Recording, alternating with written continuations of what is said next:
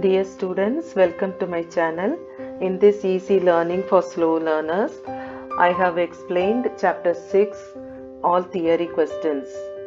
Don't skip the video, you watch fully.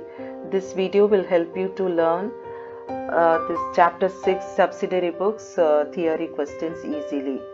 Now first we'll see very short answers.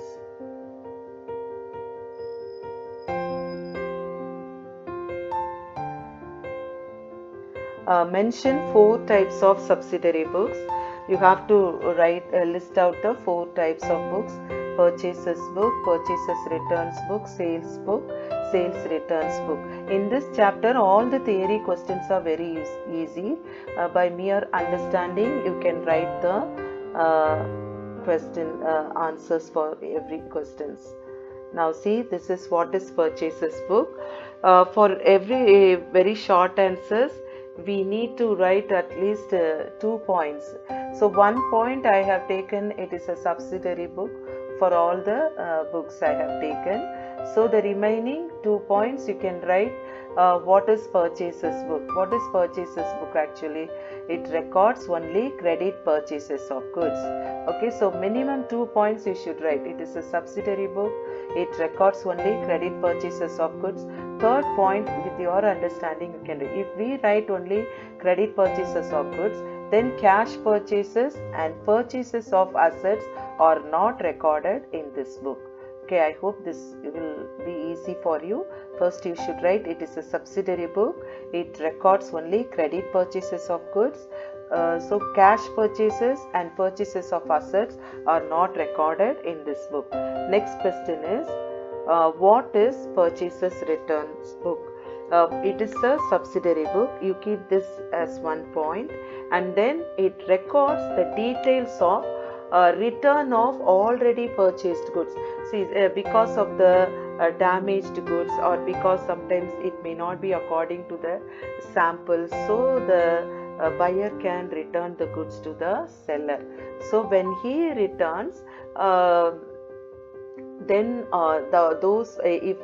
when he returns, if the cash is not received immediately, then they will record it in the purchases return book. Suppose if the cash is received, then no need of writing in the purchases return book.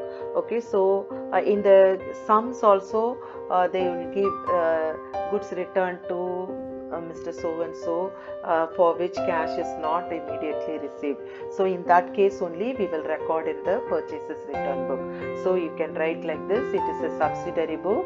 It records the details of return of already purchased goods for which cash is not immediately received. Next is third question, what is sales book? Here also I have taken, it is a subsidiary book. It records only credit sale of goods. Credit sales only they will record. Then cash sales and sale of assets are not recorded in this book. Okay, so next is what is sales returns book? It is a subsidiary book. It records details of return of goods sold. Okay, the buyers, if he finds the goods damaged, or if he is not if he not find the goods which we have supplied is not according to the sample, he may return, for which cash is not immediately paid. Okay, so it is a subsidiary book. It records the details of return of goods sold for which cash is not immediately paid. And next is, what is debit note? See, here I have taken, it is a document, bill or statement. Okay, it is a document. It can be in the form of bill or statement. Okay, and it is prepared by the buyer. See, when the buyer is not liking the product, or if he finds the products are damaged, or if it is not according to the sample supplied, then he can return. Okay, so it is prepared by the buyer and sent to the seller when goods are returned to the seller. Okay, so with these 2 points you can write. One more point also you can write. Actually, it debits the seller's account for the value of goods returned. Suppose if the buyer is returning 10,000 worth of goods to the seller, then that seller account will be debited to 10,000 rupees. Okay, so it is very easy to learn. See, first point you should write. It is a document, bill or statement prepared by the buyer and sent to the seller when goods are returned to him. It debits the seller's account. So in debit note, seller's account is debited. In credit note, buyer's account is credited for the value of goods returned. Okay, next is what is credit note? Again, you can write this notes I have prepared especially for the slow learner. So I have kept the same point for the similar questions so that it will be easy to learn. Okay, so easy to remember also. Okay, so what is credit note? It is a document, bill or statement. It is prepared by the seller. There it is prepared by the buyer. In debit note, here it is prepared by the seller and sent to the buyer when goods are returned. It credits the buyer account for the value of goods returned. Okay, so there in the debit note, it debits the seller account. Here it credits the buyer account for the value of goods returned. Next is what is an invoice? Here also I have taken this as it is a document or bill or statement. It is prepared and sent by the seller to the buyer. Okay, it is prepared and sent by the seller to the buyer, giving details of goods sold.